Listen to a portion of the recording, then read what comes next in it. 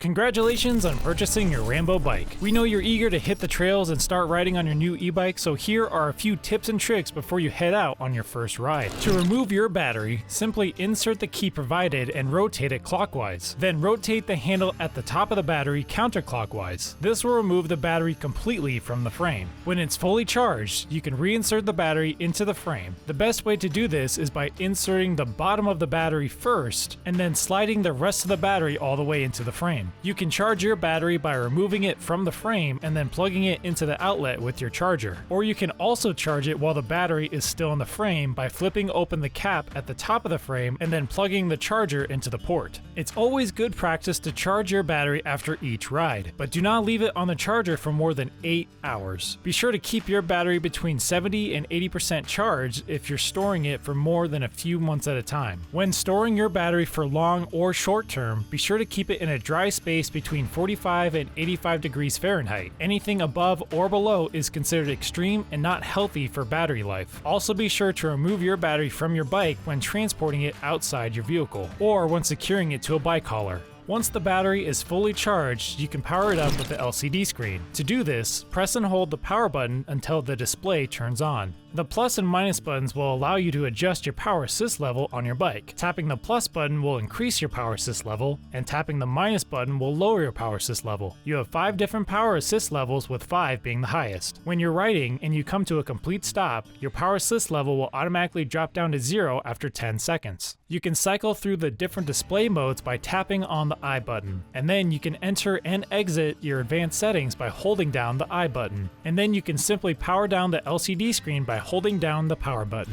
In pedal assist modes 1 through 5, you can use the thumb throttle to help propel you along. You can adjust and control your headlight with the switch controls on the left side of the handlebars. Switching to the G will activate the green headlight mode, and then switching to the W will activate the white headlight mode. And then you can simply power off the headlight by switching to the O for off. Your brake controls are located on the left and right side of the handlebars. Your front brakes are controlled with the left brake handle, and your rear brakes are controlled with the right brake handle. You can adjust your gears with the shifter located on the right side of the handlebars. Low gears are good for climbing hills, and high gears are good for higher speeds. To shift into a lower gear, press forward on the thumb paddle until you hear a click, and then you can shift into a higher gear by pressing down on the finger paddle until you hear a click. You can see which gear you're in by the sliding indicator. This may take some practice, but shift accordingly to your terrain.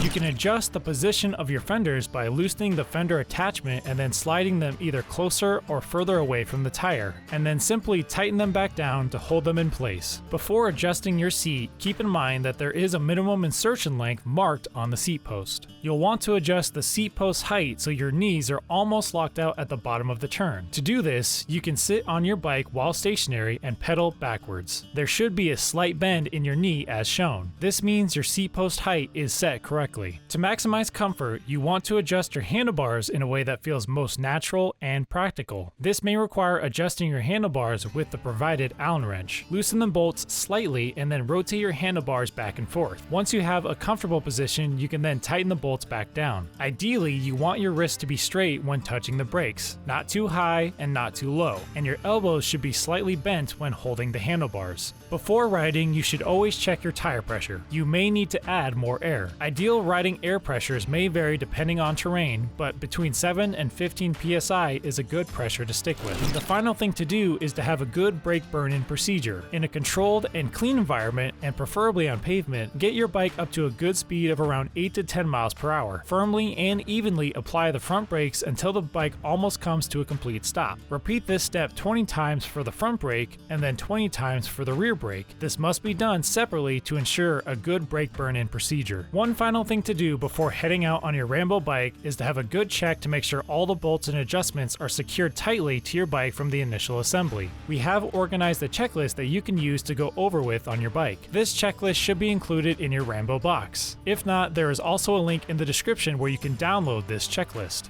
You are now ready to take your Rambo bike out on its first ride. Congratulations again on purchasing your Rambo bike. Be sure to follow and tag us on social media with your Rambo bike adventures.